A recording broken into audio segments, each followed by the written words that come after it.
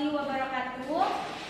Pengadilan Negeri Kota Jambi yang dihadiri oleh terdakwa dan mengadili para perkara-perkara korupsi pada tingkat pertama dengan pemeriksaan nomor 430/0.1/F/03/2024 dengan terdakwa Aina Putri Kholiza pada tanggal 26 November 2024 dibuka dan dinyatakan terbuka untuk umum. Majelis Hakim memasuki ruang sidang. Hadirin dimohon berdiri.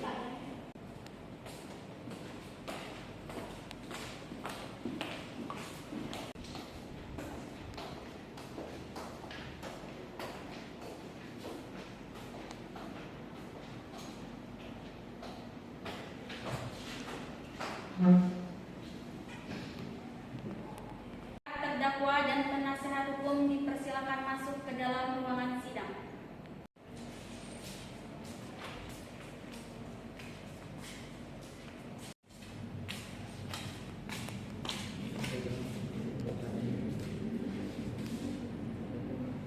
Silakan para pihak untuk duduk di tempatnya masing-masing.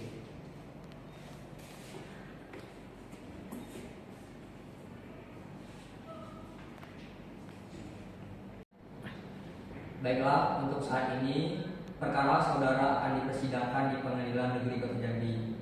Jadi, segala sesuatu yang terjadi di dalam persidangan ini agar saudara dengar dengan baik. Hakim Ketua untuk memerintahkan Jaksa PU untuk membacakan dakwaannya. Saudara terdakwa, apakah sudah menerima salinannya? Sudah, Yang Mulia.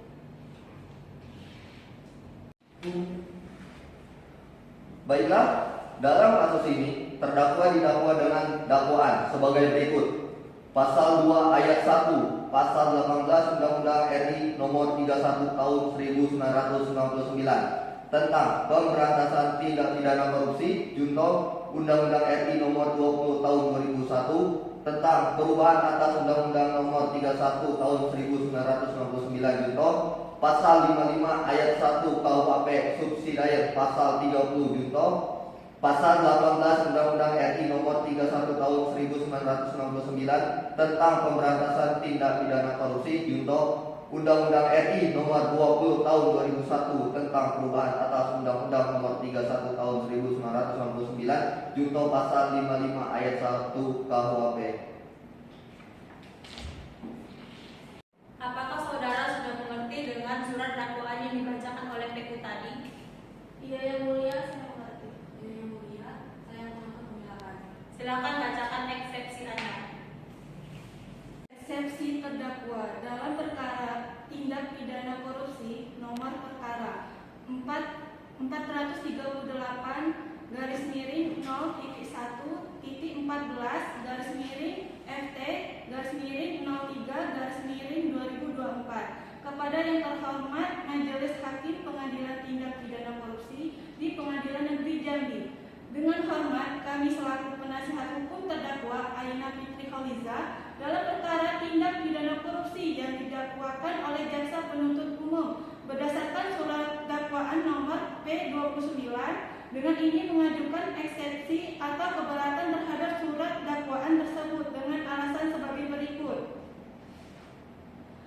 Yang pertama, pendahuluan berdasarkan pasal 143 ayat 2 KUHP, surat dakwaan harus memenuhi syarat formil dan material. Apabila tidak memenuhi salah satu atau kedua syarat tersebut, maka surat dakwaan harus dinyatakan batal demi hukum. Dakwaan JPU dalam perkara ini tidak memenuhi unsur keadilan substantif, baik dalam penyusunan fakta maupun argumentasi hukum. Yang kedua, keberatan terhadap dakwaan. Ketidakjelasan unsur tindak pidana JPU mendakwa terdakwa telah melakukan tindak pidana korupsi dalam pengelolaan dana di BRI, namun uraian dakwaan tidak menjelaskan secara spesifik tindakan yang dilakukan terdakwa yang mengakibatkan kerugian negara. Tidak adanya bukti yang konkret terkait peran aktif terdakwa dalam setiap tahapan perbuatan yang dituduhkan sehingga dakwaan menjadi Yang selanjutnya, ketidaktepatan perhitungan kerugian negara.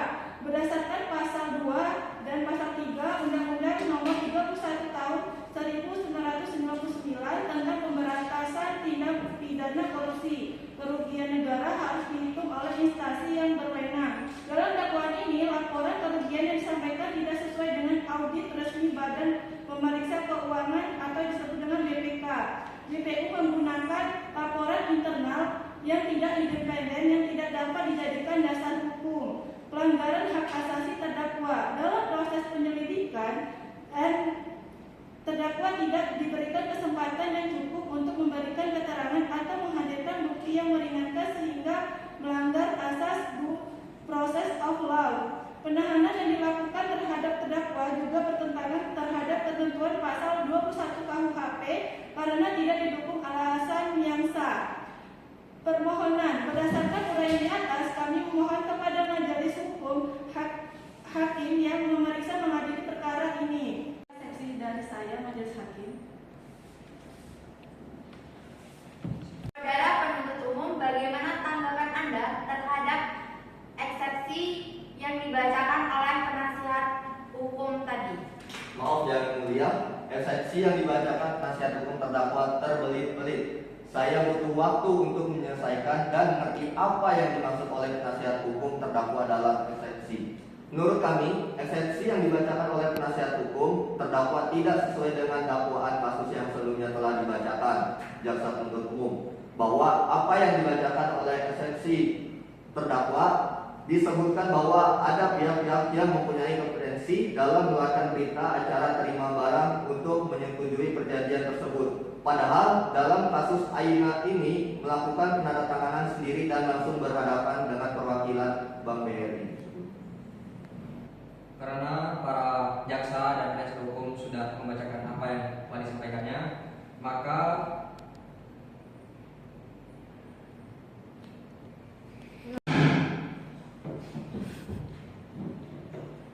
Saudara terdakwa, penasihat hukum, penuntut umum, demikian putusan selah dari Majelis Hukum sesuai dengan pelanggaran primer pasal 170 ayat 2 ke 1 KUHP dan pelanggaran subset pasal 170 ayat 2 ke 1 KUHP.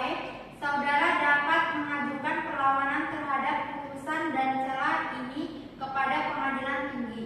Maka untuk itu silakan saudara nanti berhubungan dengan paniteraan. Bagaimana saudara penuntut umum? Apakah Anda sudah siap dengan alat bukti dan tuntutannya? Saya sudah siap. Penuntut umum, apakah saksi sudah siap? Silakan panggil saksi ke ruang persidangan. Sudah ya mulia. Pada saksi pertama, saudara Nabila dipersilakan masuk ke dalam ruangan.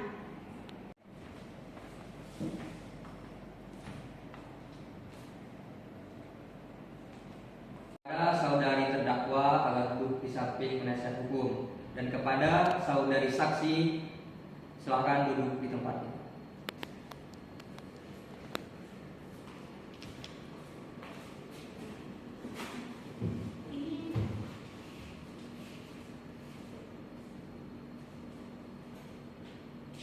Apakah benar saudara yang bernama Nabila Rosalia Putri berumur 21 tahun dan bekerja sebagai karyawan di tata usaha? Ya, benar yang mulia. Apakah saudara mempunyai hubungan darah dengan terdakwa? Saya tidak mempunyai hubungan darah dengan yang terdakwa. Baiklah para saksi, sesuai dengan pasal 160 ayat 3 KUHP, sebelum diminta keterangannya saudara akan disumpah dulu sesuai dengan agama masing-masing. Saudara saksi sudah siap? Siap yang mulia. Oke, ikuti saya. Saya berjanji sebagai saksi Saya berjanji sebagai saksi akan memberikan keterangan yang benar, akan memberikan keterangan yang benar, tidak lain dari yang sebenarnya. tidak lain dari yang sebenarnya. Semoga Tuhan menolong saya. Semoga Tuhan menolong saya. Apakah benar saudari terdakwa melakukan pengambilan uang tanpa sepengetahuan bank? Ya, benar yang mulia. Saya melihat dengan mata dan kepala saya sendiri. Kepada saksi kedua, Saudari Yanti dipersilakan masuk ke dalam ruangan.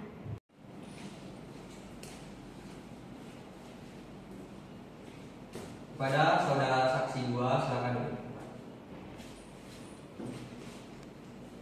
Apakah saudara sehat hari ini dan siap melaksanakan persidangan hari ini? Hari ini alhamdulillah saya sehat yang mulia dan siap mengikuti persidangan. Apakah benar Anda yang bernama Yanti, umur 21 tahun dan pekerjaan sebagai karyawan di tata usaha? Iya, benar yang mulia. Baiklah, sesuai dengan pasal 160 ayat 3 KUHP, sebelum Anda diminta keterangan, Anda akan disumpah terlebih dahulu. Apakah saudara sudah siap? Siap yang mulia. Baiklah, ikuti kata-kata saya. Saya berjanji sebagai saksi Saya berjanji sebagai saksi akan memberikan keterangan yang benar, akan memberikan keterangan yang benar, tidak lain dari yang sebenarnya. tidak lain dari yang sebenarnya. Semoga Tuhan menolong saya. Semoga Tuhan menolong saya. Baiklah, Anda telah berjanji, jadi kami mohon dalam memberikan keterangannya nanti harus sesuai dengan keterangan yang sebenarnya karena mendapat pidana sesuai pasal 351 ayat 2 KUHP. Apabila Anda memberikan keterangan yang palsu, maka dihukum 10 tahun di penjara dan didenda saksi sebesar 200 juta atas kasus penipuan. Dengan apa Anda dengan terdakwa? Saya hanya sebagai teman biasa yang mulia. Sudah berapa lama Anda mengenal terdakwa? Sudah setahun lebih yang mulia. Apa yang Anda ketahui tentang terdakwa? Saya selaku sekretaris terdakwa mencatat semua schedule meeting. Tercatat bahwa terdakwa melakukan pertemuan dengan perwakilan Bank BRI dalam hal penandatanganan berita acara serah terima barang yang telah terbukti fiktif atau palsu. Penuntut umum, apakah masih ada yang mau ditanyakan kepada terdakwa, penasehat hukum, dan juga saksi? Saya rasa cukup. Selanjutnya pembelaan dari terdakwa, silakan kepada penasehat hukum Anissa. Terima kasih yang mulia, majelis hukum yang kami muliakan, saudara jaksa, penuntut umum dan sidang yang mulia. Perkenankanlah kami memohon kepada majelis yang memeriksa dan mengadili perkara ini agar yang pertama menyatakan terdakwa tidak terbukti secara sah dan meyakinkan menurut hukum melakukan tindak pidana yang didakwakan dalam surat dakwaan. Yang kedua, membebaskan terdakwa dari dakwaan primer dan dakwaan subsidiar tersebut sesuai dengan pasal 191 ayat 1 KUHP atau setidak-tidaknya melepaskan terdakwa dari semua tuntutan hukum sesuai dengan pasal 191 ayat 2 KUHP.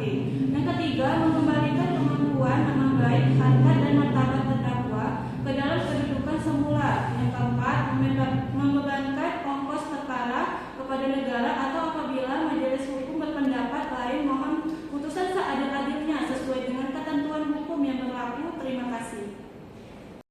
Terima kasih kepada penasehat hukum Anissa. Apakah penuntut umum sudah mengerti dan apa ada barang bukti? Ada yang mulia, kami mempunyai barang bukti bahwa dalam persidangan ini rekan jaksa penuntut umum telah mengajukan barang bukti berupa cek, sejumlah emas dan buku tabungan. Selanjutnya pembacaan amar putusan dan vonis kepada hakim ketua. Berdasarkan catatan sidang tadi, maka agenda segala yaitu akan dilanjutkan dengan pembacaan putusan. Menyatakan bahwa terdakwa Aina Fitri Waliza secara sah dan meyakinkan bersalah dari dakwaannya, menjatuhkan hukuman selama 10 tahun penjara, membebankan membayar ganti rugi kerugian negara sebesar 200 juta rupiah.